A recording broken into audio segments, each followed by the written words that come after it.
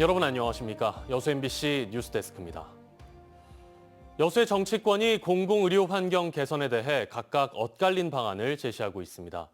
그래서 지역 내 혼란이 커지고 있는데요. 최근 범시민적 기구 구성을 통한 공론화 과정이 필요하다는 지적이 제기돼 설득력을 얻고 있습니다. 김주희 기자가 보도합니다. 최근 개최된 여수시 갑 더불어민주당 추철현 국회의원의 신년 기자회견.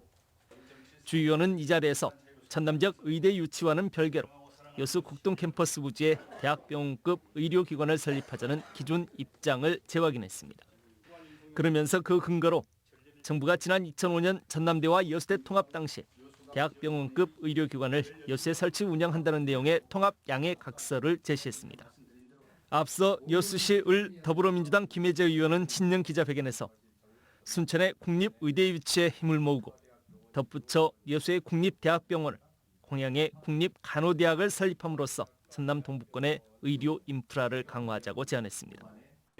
여수의 두 국회의원들이 공공의료기관 유치를 두고 극명한 온도차를 보이면서 지역 내 혼란이 가중되고 있는 가운데 지역 시민사회가 공공의료 환경 개선을 위한 범시민적 기구를 구성해 열린 논의의 장을 마련하자고 제안했습니다. 여기에는 지역 정치권도 소모적인 자기 입장만 반복하지 말고 하나의 방향성을 찾아가는데 적극적으로 참여해야 할 것이라고 강조했습니다. 그러니까 협의체 또는 유치위원회를 좀 구성해서 운영하는 방안이 필요할 것 같고요. 지역 정치권에서도 각자의 그런 이해관계 중심으로 논의를 할 것이 아니라 정말 지역사회의 이익을 위해서 함께 좀 협력하고 또 함께 돕는 그런 기능들이 좀 필요할 것 같습니다. 그동안 시민들의 건강을 책임져야 할 여수시의 방임도 무책임하다며 향후 논의장에 주도적으로 참여해 줄 것도 요구했습니다.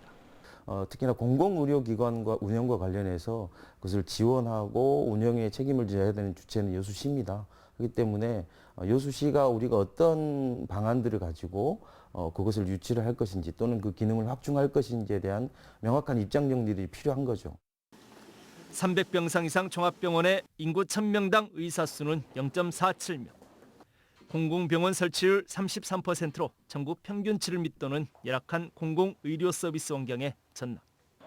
특히 이 가운데 화학산단이 밀집한 여수는 응급의료체계 구축을 통한 공공의료 서비스의 확대가 시급하고 절실하지만 아직 하나의 방향성조차 설정하지 못하고 있습니다.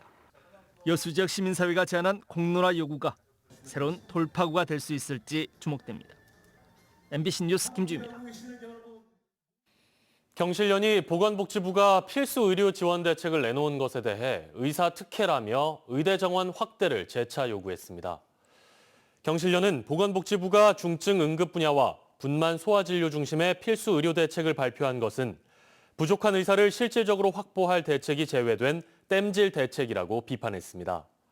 또 공공의대 신설과 의대 정원을 최소 1000명 확대하는 것이 실효적인 대책이라고 주장했습니다.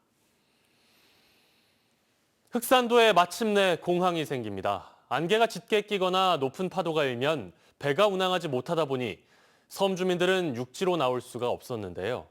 이제 하늘길이 열리면 섬이 육지와 더 가까워집니다. 문현철 기자입니다. 늦게나마 흑산공항 건설 사업이 확정됐습니다. 2011년 국가사업으로 확정된 뒤 당초 계획이라면 2020년이면 지어졌어야 합니다. 함께 추진됐던 울릉공항이 2020년 11월 착공된 데 반해 흑산공항은 국립공원이란 이유로 장기간 표류했습니다. 철새가 다니는 길만 중요한 게 아니라 사람이 다니는 길도 중요한데 그럼 사람이 다니는 길은 못 다니게 해도 되느냐 하는 논리로 대응을 하니까 대응 논리가 없으니까 그다음에 들고 나왔던 것이 경제성과 안전성 이런 문제였던 것 같습니다. 흑산공항 개항 목표는 2026년. 흑산도 대봉산 산자락을 40m가량 깎아 총 68만 3천 제곱미터, 축구장 100개 면적의 흑산공항을 만들 계획입니다. 1200m 활주로에 50인승 항공기가 뜨게 됩니다. 2014년 예비 타당성 조사에서 추정된 흑산공항 사업비는 1,833억 원. 물가 변동을 감안해 사업비가 2천억 원가량으로 순조롭게 증액되고 2017년 이후 중단됐던 설계 마무리, 환경 영향 평가 등의 절차를 거쳐 빠르면 11월쯤 착공할 예정입니다. 흑산공항이 개항이 되면은 서울에서 7시간 걸리던 것이 1시간대로 단축됩니다. 그리고 지역 경제에 1,500억 원의 생산 유발 효과와 645억 원의 부가가치. 무엇보다 연간 110일, 1년의 3분의 1가량을 날씨 때문에 고립돼 있던 섬 주민들의 이동권이 확대되는 것, 돈으로 헤아릴 수 없는 효과입니다. MBC 뉴스 문현철입니다.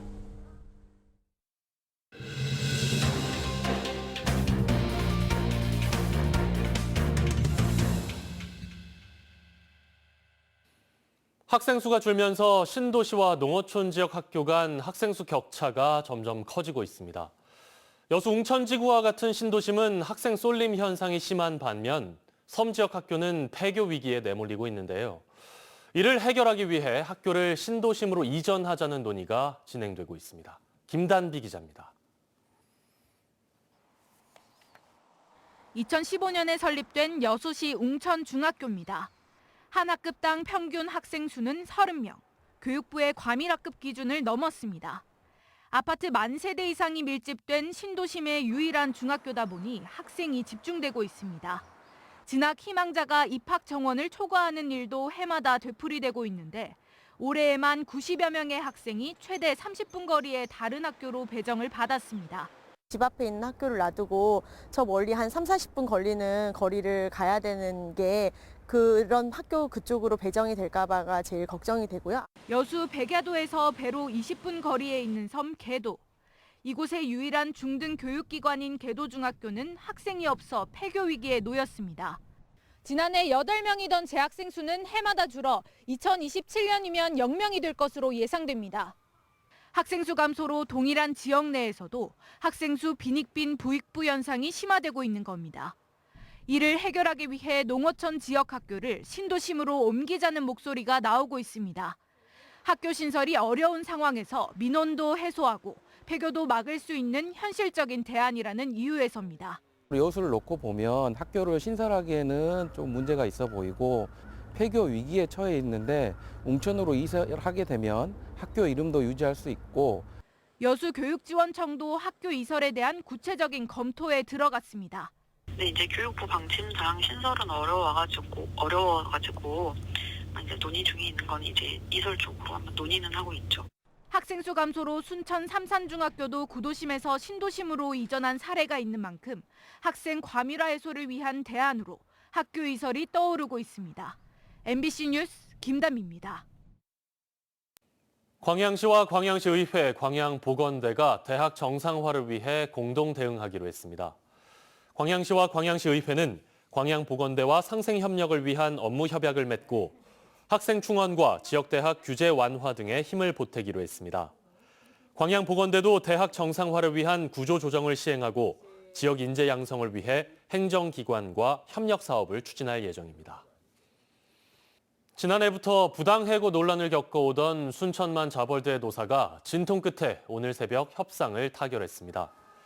순천시는 협상 타결에 따라 근로자 모두가 자벌드로 복귀할 예정이며 따라서 오는 6일부터는 순천만 자벌드가 정상 운영된다고 밝혔습니다.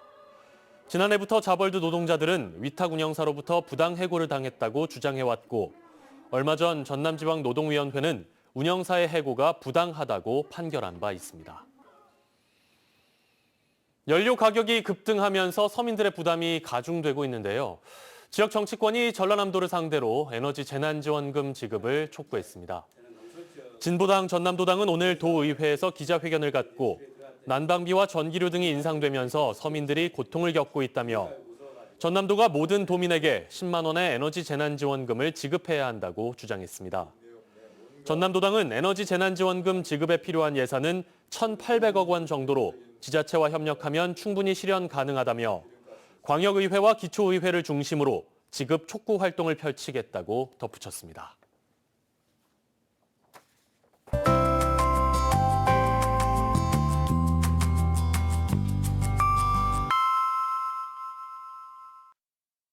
날씨와 생활정보 정리해드리는 생활포커스입니다.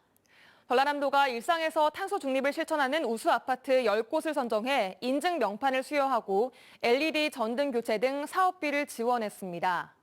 동부권에서는 조례 주공 7차 등 순천 5개 아파트와 여수 1곳이 선정됐습니다. 전라남도가 6세 이상 기초생활수급자 및 차상위 계층의 문화예술과 여행, 체육활동을 지원하기 위한 문화놀이카드 발급을 시작했습니다. 1인당 연간 11만 원 사용이 가능한 카드로 지난해와 같이 수급 자격을 유지하면 별도의 신청 없이 자동으로 지원금이 충전됩니다. 광양제철소 직원들이 한 땀 한 땀 손수 뜨개질에 만든 각종 생활용품을 지역사회에 도움이 필요한 이웃들에게 전달했습니다. 이들은 3년 전부터 한 땀 행복뜨개질 재능봉사단 활동을 통해 체계적인 교육도 받아왔는데요.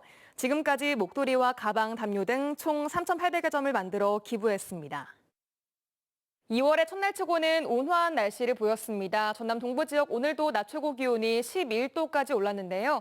내일부터는 다시 기온이 내림세를 보이며 아침 기온은 영하권으로 출발합니다. 출근길 추위 대비 잘 하셔야겠습니다.